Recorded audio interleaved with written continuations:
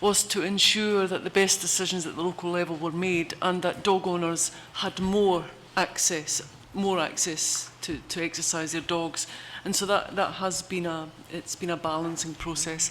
So we've asked at the Regulatory and Bylaws Committee to have a report back from staff on how it's gone overall, just so we can be assured that dog owners have got more access, whether it's off leash or on leash. So that was my first point. My second point really was just on the Albert Eden issues. It's my understanding, Paul, and you told the council when you were up there that there was only one issue being looked at. My understanding is there is a few wee issues still to be sorted, and that's why there's been a minor amendment just to say there's goodwill on both sides to come to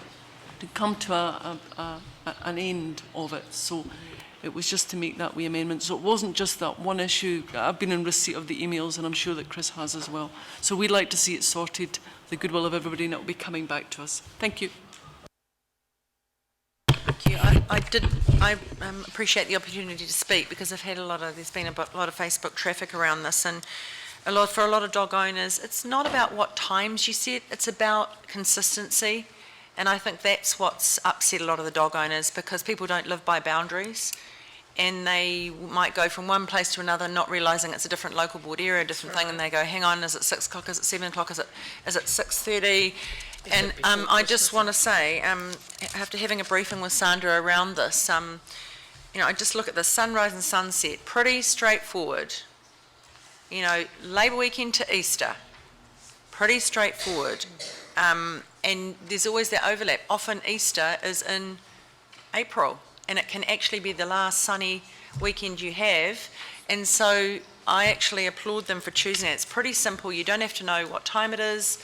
You just know it's light, it starts, it's dark, it stops, and it's pretty simple. And it would be great. It's a shame we've got all sorts of different measures all over the region which confuse people. So, but I'm also very pleased that there's been struck a balance in our environmentally sensitive areas between the needs and protection for the really precious things we have on the West Coast, and the need for people to have really great recreation and have their dogs too. So I think they've done a great job, and I thought all the local boards have worked really hard on this, but that's my disappointment, and I think a lot of the dog owners' disappointment, that we've got all sorts of numbers and dates all over the place. That's really hard to keep your head around it, and means a lot of polluting signs everywhere. Absolutely. Picking up on the final point about signs, as I understand it, I had a meeting on Monday with Denise and the parks people and the signs people, and I tried to get the enforcement people there too. But I think that the council does need to think about how this gets rolled out, because whether it works or not would be highly dependent on how we communicate this and education of people about new rules, and then enforcement. And enforcement will be incredibly important in the short term while these new rules come in. And I'm unconvinced that the team we have has the capacity to do this, and I would invite the CEO to actually look at whether they have the resource to actually make sure that they're able to enforce, particularly over the summer period, these new rules. Because unless they kind of get bedded in the short term like that, and people understand them at the beginning, it's going to be very hard to pull it back. Covered it well now. Thank you very much, Sandra and Denise. It's moved and seconded. Moved by me, seconded by Councillor Cowell. All those in favour say aye. Those against, thank you very much. Right, the last item, councillors, item 17. We've got David here. David, welcome. Councillor Penny H, do you want to open up on this, or Councillor Chris D? Councillor Chris D, please.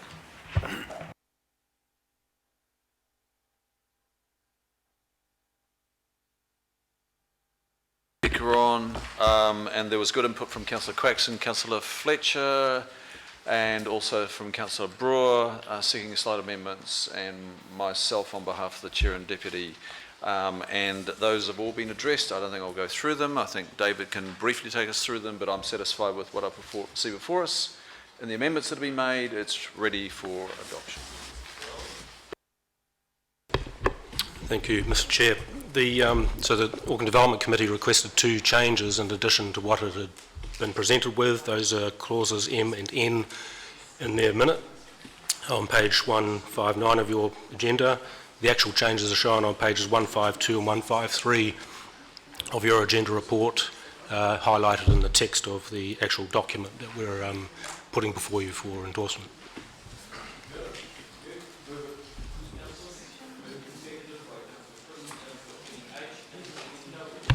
Thank you very much, and this is going to be very helpful, David. 1A, adequate infrastructure exists, is going to be the vital one, to be able to actually say no to people, that they actually can't have an SHA.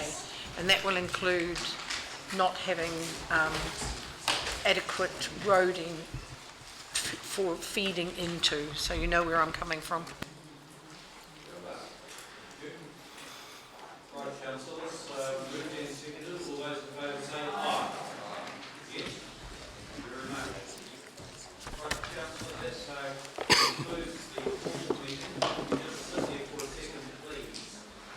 We can park lunch. Angela, can we ask you, I need to pass the holding back to you. Oh. And then also a here on time. Well, actually, I didn't give you any Māori because, very quickly, during the Te Māori exhibition at the Art Gallery, you know, they had tribes come in, and this tribe left the paipai and gave it to the next tribe to have for 2 weeks. And an uncle of ours, Henare Tūwhāngai, said, well, to the next group, I won't say who it was, I'm sorry, we don't give our Māori, Waikato never gives its Māori, but we'll give you the chairs to come and sit upon. The reason being is that I see this often at marae where they say, we'll give you the Māori and you hand it back later. Well, in our old people's time, they will never do that because the Māori is the very essence of your people, and we can't hand that. But I think people over time have misinterpreted the what it means, but we hand over the marae to, so you now today hand it, our Wharenui meeting house, back to us. So thank you very much. And sorry I wasn't here to listen to most of it. I was next door. But would like to thank you all once again for coming into our meeting house, this lovely place, to have this meeting. And it's made us much richer for it. You get to know us, we get to know you, and we'll be here for a very long time. No reira, I runga I te rā, e te atua, ko tai ki te otinga o tēnei hui.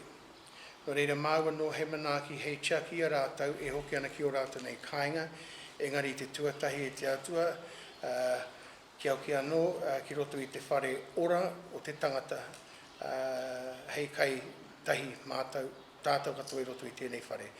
No reira, māua no he manaaki hei whakakahi a rātau, e hoki ana ki o rātau nei whare. Ko koe hoki te tīmatanga, te whakamutunga mea katoa, krōria ki tūnga tapu pai Māori. Kia ora te warana. Councillors, just straight after lunch we'll have a session as we agreed last week. So we'll abide by lunch and then we'll try and find a room here, spend some time together. Probably about half an hour to an hour max. Thanks,